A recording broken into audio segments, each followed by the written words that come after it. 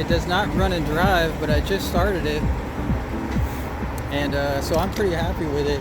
There's no rust on the bottom, and it looks like there's a lot of oil on the bottom, which is good for Ohio because that actually protects it. And the tires are like new, surprisingly. So this is a steal. For $588, we scored. Of course, she's a bit oily. So here's one thing I noticed here. The radiator cap is not on it. So I gotta research that. There might be a blown head gasket, and a lot of times mechanics, they kind of leave a hint for you. And so in this case, you know, if that's not on there, there could be an issue with the coolant or it's burning coolant.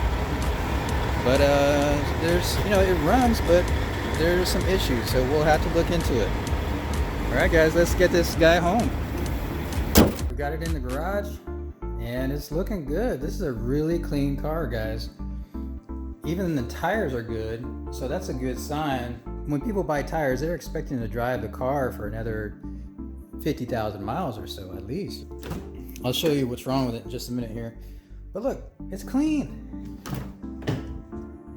Back seat is clean. All right, getting under the hood a little here, getting under the engine. So this is the problem.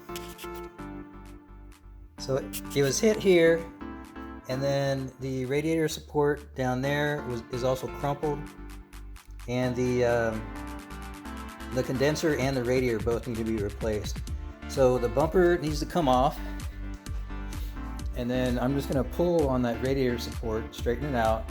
I'll buy a new condenser and a radiator. Unfortunately, I have to do some AC work on this guy. Out the door is $580. I'm sure if I had a dealer's license, I could get cars for much cheaper than that. I noticed that there was an exhaust leak yesterday, and check out that crack. So I can still get a salvage inspection without repairing that, but I do want to check out some exhaust manifolds. Here we are after an hour, got everything torn apart, and here's the primary damage. I do have to turn the car around just to pull that out because I'm in the garage right now and I really don't have anything to pull against it. So I think I'm going to turn it around and pull against my truck. So as a whole, you know, I'd be really excited about this car if I was 20 years old again. It's really just a waste of my time, guys. You know, if we were in another country or something, this would be a gold mine. You know, this would be awesome. I'd fix it up, drive it down the road. But here in the United States, this is nothing, and especially here in Ohio, people do not value older cars. Even though it goes down the road just fine, it's basically a piece of trash. So I don't know, I'll put it together. Hopefully I'll make some money on it. I'm not gonna make money on my time, but you know, I'll kind of have some fun. I went ahead and turned around all the vehicles, and I think you know what I'm going to be doing here.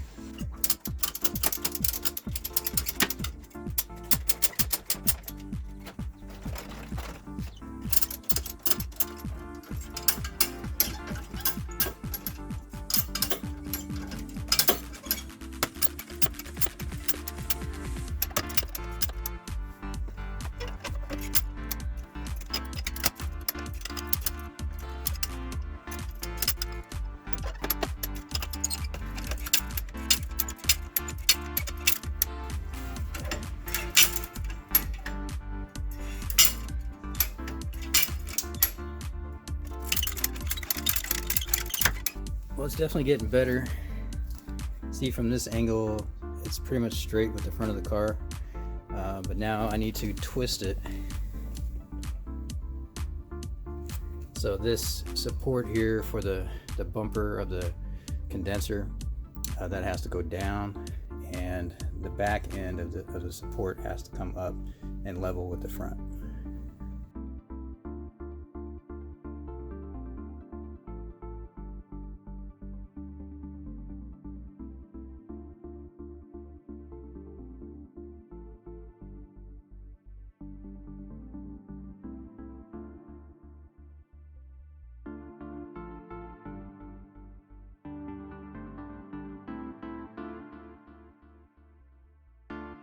Alright, that worked pretty well. I think we're in the ballpark now. And I did some measurements. I was measuring the condenser support over here from the ground. And here, looks okay. And I think overall we're pretty good. When I compare it to the upper radiator support, everything looks straight. So the radiator is coming today, and if everything goes well, I'll continue with the timing belt. And I've got this thermostat out. The other side here, it's all cleaned up, and we'll get this installed in just a minute. You guys, I love Amazon. eBay hasn't been so good lately. Like, I've been getting a lot of crap, broken stuff from eBay. It's just not as good as it used to be. But Amazon continues to deliver quality stuff and on time.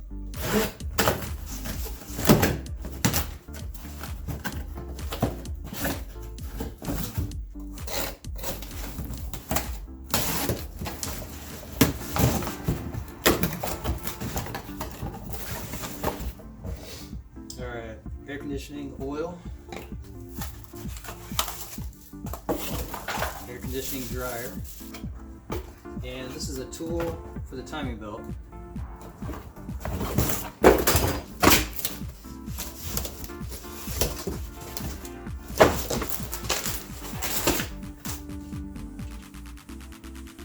Let's see how she fits.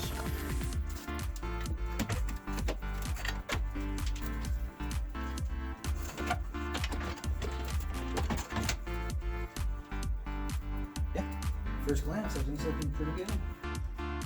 I've got the valve cover off now, and that is one step to taking off the timing belt. So now I have to take off the motor mount, support the engine from underneath the car, and take off this wheel as well in order to take off the timing belt.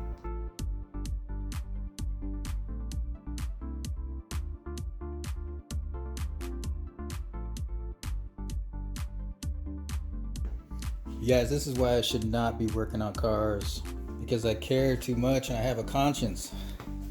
So I'm putting this timing belt on. You see the water pump is off, the crankshaft pulley is off, and also I noticed it was slightly leaking from the oil pump seal down there, or the crankshaft seal, and so I wanted to replace the seal, but then I scratched the housing down here of the seal. So I was like, man, you know, what am I gonna do? Am I gonna put in a new seal with RTV sealant or something? You know, so I got to thinking, you know, if I'm this deep, why don't I just remove the oil pump, put on a new oil pump, and you can see it's all of this is wet down here anyway, so there's a good chance that the oil pan gasket is leaking as well. And so yeah, this 200,000 mile Honda is going to be like brand new, except for the pistons and rings, before we're done. And it's a shame I'm doing all this work, but you know, someone's going to have a nice Honda. I think I might even drive it myself for a little bit. You know, maybe I'll keep it for a month or two. Hey guys, here's day 3 of the Civic project, and give you an update of what's going on. Alright, I ran into a couple snags. So the timing cover, this is a new one, was broken, and I ran down to the dealer. I found one for 25 bucks. Didn't want to let it get away. Oh yeah, totally dried out.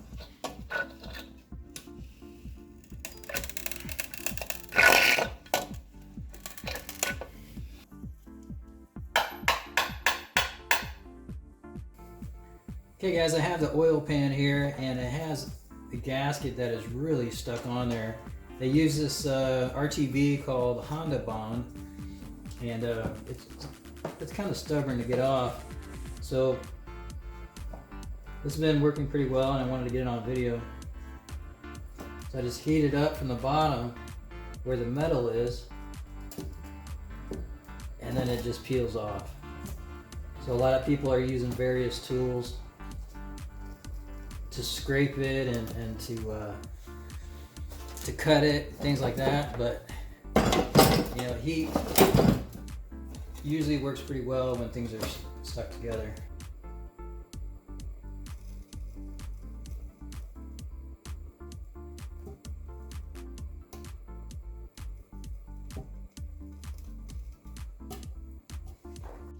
Alright, it's been a couple days and I have the new oil pump installed. I also have the oil pan installed. I have a new gasket from Felpro. I did not go with Honda Bond. I went for the oil pump. I went with this one, the Ultra Gray. It actually shows a oil pump on the cover of the package, so I figured that would be good and a little bit cheaper. For the oil pan, I used this one, the Ultra Black. Now, I wanted to show you guys my oil pump. Okay, I bought one of the cheapest oil pumps on eBay or Amazon, and I had to return it because this is my original one. This is the Honda, and you can see how these screws here are recessed. The one that I got from, I think it was Amazon, these screws were actually sticking out, and they were actually higher than this flat surface. And I did a comparison. This whole surface here is actually lower than this one, and on top of that, the screws are even lower than that. So the one that I got, the surface was almost the same as this, but the screws were actually so high that they were higher than this surface. So imagine if I put that oil pump on my car and put hours of labor into it, only to find out that it was defective later. I'd probably have a massive oil leak, and I'd have to repeat everything just to replace that oil pump. And I ended up going with an ITM, and I had no problems with ITM. This oil pump was $80. The one that I returned was $40, but this one looked perfect. You got the timing belt on. The crankshaft needs to be in this position here. You can see the line on the gear, and that needs to be aligned with an arrow on the oil pump. Here's the manual I got from the local library. So they had like 5 different copies of these. Alright, timing belt tensioner mounting bolt, 33 foot-pounds. Alright, let's get her going. Hey guys, like with any car, you're gonna run into problems, and especially on the old cars like this one. Again, this is kind of confirming that I should not have bought this car, but let's check it out. I have one broken bolt on the oil pan and a stripped thread on the timing belt tensioner. So that's like, you know, the most important bolt on the entire engine, the timing belt tensioner. So let's check it out. Okay, here's my oil pan. The broken bolt is right up here, so I'm thinking I have to remove everything I did before with the oil pan. All right, and the timing belt tensioner. You can see that empty hole right in the middle there. And the body of the car is in the way, so I can't easily drill and put in new threads on a Healy coil. I got the stud out, and you can see here it's actually from the new oil pump, which is not OEM. I guess you just get what you pay for. You see the timing belt tensioner bolt. I can now have access to it, and I'm trying to rethread it. Man, it's been a pain in the ass. You can see here, I've lowered the subframe, and I've also lowered the engine from the subframe. Check it out, I got the timing belt in, and the tensioner bolt is torqued to specs. So I'm actually putting everything back together now, including the subframe. The subframe is reattached to the body, and I bought a new motor mount, so that's attached.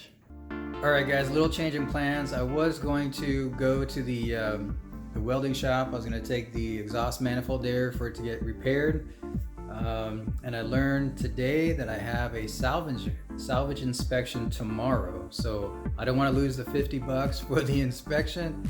So I'm going to try to get this car on the road tonight at the inspection tomorrow. Fingers crossed. We'll see how it goes.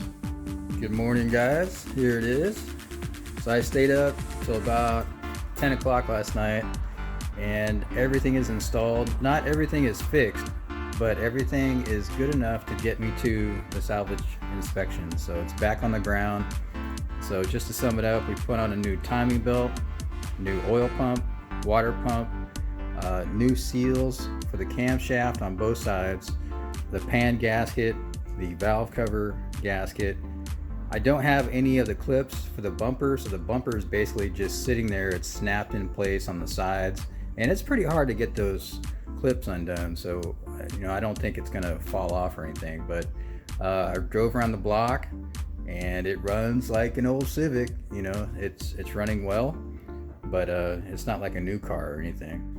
Hey guys, I'm gonna end the video here. It's just kind of dragging on a little bit, so I'm gonna make a part 2 about air conditioning. So I'm still working on the air conditioning. It's not going very well. So I got the line charged, and that's good, but I did find out that I needed a new AC clutch.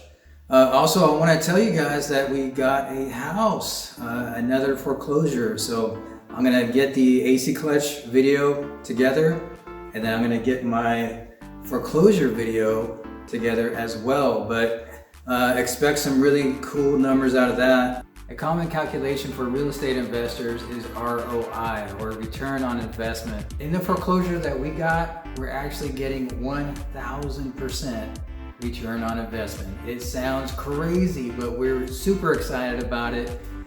So stay tuned for that video, guys.